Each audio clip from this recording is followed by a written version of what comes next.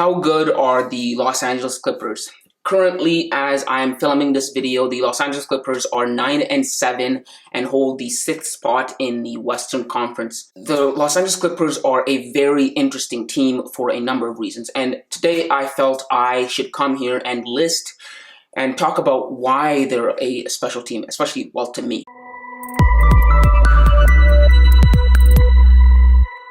Hello, my name is Emmanuel Cameo. You're watching League Talk. On this channel, I make content about the NBA. I post videos every second day. If you're into that kind of stuff, make sure to leave a like, drop a sub, and hit the notification bell. But yes, let's jump into the Los Angeles Clippers. Yesterday ago, the two Los Angeles teams of the Lakers and the Clippers were on top of the basketball world. It seemed like if you wanted the top tier, best basketball in the world, you had to go to Los Angeles. The Lakers had just acquired LeBron James and Anthony Davis, and now they've acquired Russell Westbrook. And in 2020, the Los Angeles Lakers won the NBA championship in a bubble, and it seemed like Los Angeles was the hub for basketball. And across the hall in Staples Center, which is now going to be called Crypto.com, terrible name, but I digress, across the hall were the Los Angeles Clippers. And they too seemed like they were, on top of the basketball world. For the first time ever in their franchise, they seemed like they could finally rival the Lakers in the town of Los Angeles. They had just acquired Kawhi Leonard, and they just acquired Paul George. They seemed like they could rival the Lakers, like they could rival the Brooklyn Nets. But that seems like such a lifetime ago now. When you contrast what they were to what they are now, it seemed like a lifetime's gone by. Teams have come up and caught up to them and passed them. These teams being the Suns, Jazz, and now, well, I always knew that the Warriors were going to come back, but the Warriors are back in the fray. If you fast forward from then on to today, the two Los Angeles teams aren't looking as good as we thought they were going to be. They're not as the monsters, the juggernauts that, we thought they were going to be. Like, when I thought of those two teams, I thought of those, like, you guys have watched the Looney Tunes movies. Like, you guys know, like, the monsters. Whenever I thought of the Lakers and the Clippers, that's what I thought of. But now, they are anything but that. They are a shell of their former selves, both teams actually. And because of that, I want to ask, what state are the Clippers in right now? How good are they right now compared to their counterparts? Compared to the Jazz, the Suns, and the Warriors? Because those are the teams that are you're most likely going to have to beat to get to the finals, especially the Warriors. Paul George is pulling his weight, but it wasn't always like that. Paul George had his stint in the bubble in 2020 where Paul George looked as if he had forgotten how to play NBA basketball. But that was a while ago, and it seems now that Paul George I don't know if he went through therapy, I don't know what he was going through at that time, but it seemed like he's back to his normal self. He's back to his regular self. And he has had a stellar start to the season. He's been putting up 26 points, 8 rebounds, and 5 assists. MVP numbers, if you ask me, right? He's pulling his weight and he's doing his job. But even that's not good enough to catapult the Clippers all the way to the top of the Western Conference.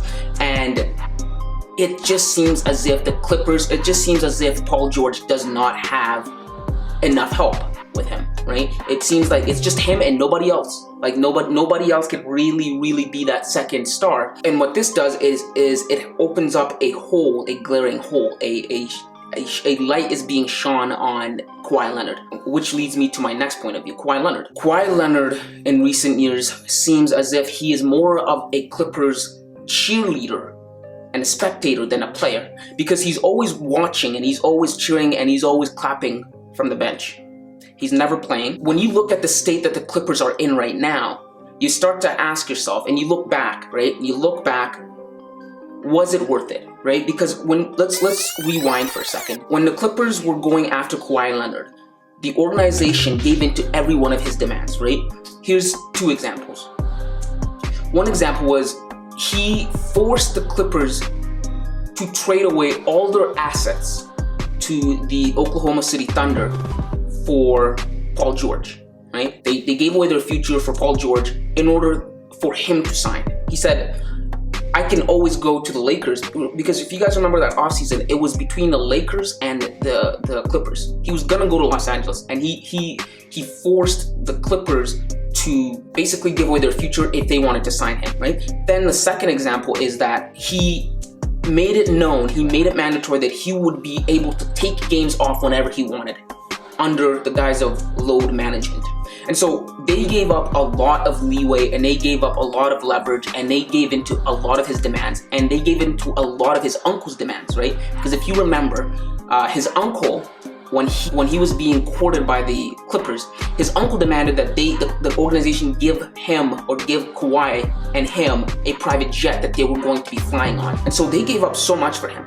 But now, as time goes on and the duration of Kawhi Leonard's time with the organization, with the Clippers organization, has panned out, you start to ask yourself, was it worth it to be in this state that they're in right now? Because they don't have a lot of assets for the future if Kawhi Leonard chooses to walk, which is coming up here soon, right? Because Kawhi joined in 2019. I think he signed a 4-year deal, and that's already 2 years ago. So after this season, he'll have either a year and a half on his contract left, or 2 years. So it's coming up soon, right? And he might just choose to walk. And the same with Paul George. And they will be left with nothing. And throughout that whole duration that he's had with them, they'd have gotten nothing from him, right? He barely plays games, and they just haven't made it across the hunch, right? At least the Lakers have gotten one championship to show for, right? Because these two teams, remember, it was the Battle of LA. It was Clippers Nation versus Laker Nation. It was finally the little brothers, or the basement brother, going up against his older brother, and they wanted to take the crown. They wanted to be LA's team, right? And they were going to have to go through the Lakers. But the Lakers have won a championship while the Clippers haven't. And it is kind of sad how it's panned out, right? And especially now that the Warriors are back to who they were, right? They had that little window, the Lakers and the Clippers, to win championships. And I always knew in the back of my mind that the Warriors were going to be back to their normal self, to be dominant, to really run the West like they did before. And that time's come, right? That time's come. They're doing it right now without Klay Thompson. And the window that the Clippers had is closing, right? And it is very sad to see the state that they're in, and they have nothing to show for in that duration, right? And Steve Ballmer really invested a lot into this team. He invested a lot of money into this team. He acquired the rights to build a new stadium for the Clippers. This was going to be big, right? He was rebranding the Clippers, right? Like the city of Los Angeles. There's so many avenues for entertainment that you have to compete, right? And you have to have good stadiums. You have to be good, right? Like the Rams, when they moved into town, the Rams immediately got the construction of SoFi Stadium underway. It was the same with the Chargers. They're both at SoFi Stadium, right? Lakers get LeBron, they get Anthony Davis. The Dodgers go out and they get Mookie Betts. They throw money at all these stars because it's competition when you're in a city like Los Angeles, right? The Angels draft Shohei Ohtani. They have Mike Trout. It is a lot of competition when you're in that town. Not to mention the Hollywood stars, everything. There's so much to do. The beaches out there. There's so much to do. So if you want someone to watch your games, if you want someone to really invest in you, you have to be at the top tier, right? So Steve Ballmer was doing that. He invested a lot of money, poured a lot of money into Paul George, into Kawhi Leonard, into a new stadium, right? And so far, the Clippers have nothing to show for in that period of time. And like I said, teams like the Sun, Jazz, and the Warriors are where I thought the Lakers and the Clippers would be. But that's not the case, right? By now in 2021, I had expected that at least the Clippers were going to get their shit together. At least, they sit down Kawhi and they say, hey, we understand that whole load management thing, but we're gonna have to cut that out, right? We're gonna go balls to the walls, 110% all season long, right? So we can put ourselves in a position to have the number 1 seed in the playoffs. But they haven't done that. They've given him leeway.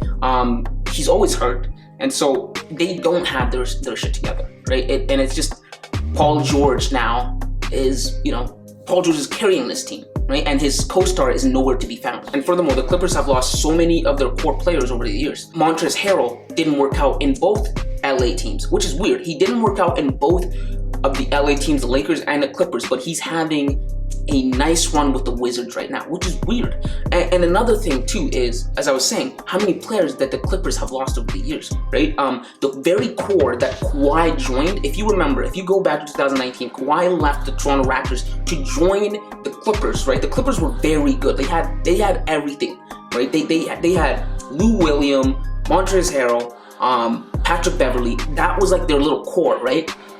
And they were very good. Remember, they took 2 games off of the 2019 Warriors with Kevin Durant on it. So they were good and they were primed. They were just looking for that start to take them across the hunch, right? But those guys are gone. Montrezl Harrell is gone. Lou Will's gone. Patrick Beverley's gone. And this is all, they're all gone due to locker room stuff. They didn't like how Kawhi and Paul George were being treated in relation to the production, right? They were being treated like superstars, but the team wasn't having superstar success, right? So they were like, wait a minute, why are these guys being treated like superstars yet we're still where we were a year ago? So that's just kind of weird, right? And that's the state of the Los Angeles Clippers. I don't know right now, I don't know where they're going to go from here on out, right? I don't know the timetable for Kawhi Leonard to return. I don't know when he's going to return. And furthermore, I don't know if he returns, is he going to be 110% committed?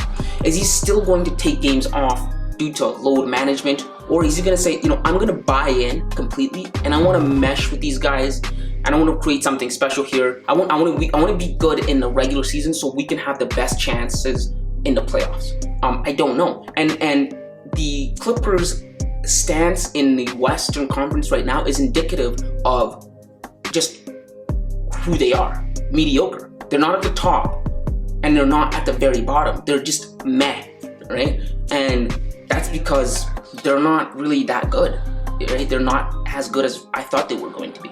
And yeah, those are just my thoughts on the Lakers. Guys, if you enjoyed this video and you like basketball content like this where I dive into, you know, topics about, you know, whatever's going on in the NBA, whatever interests me, this is a channel for you. I post every second day. So again, make sure to hit the subscribe button. Make sure to leave a like and click here to watch why Kevin Durant leaving Golden State was the biggest mistake of his career. And aside from that, see you kids.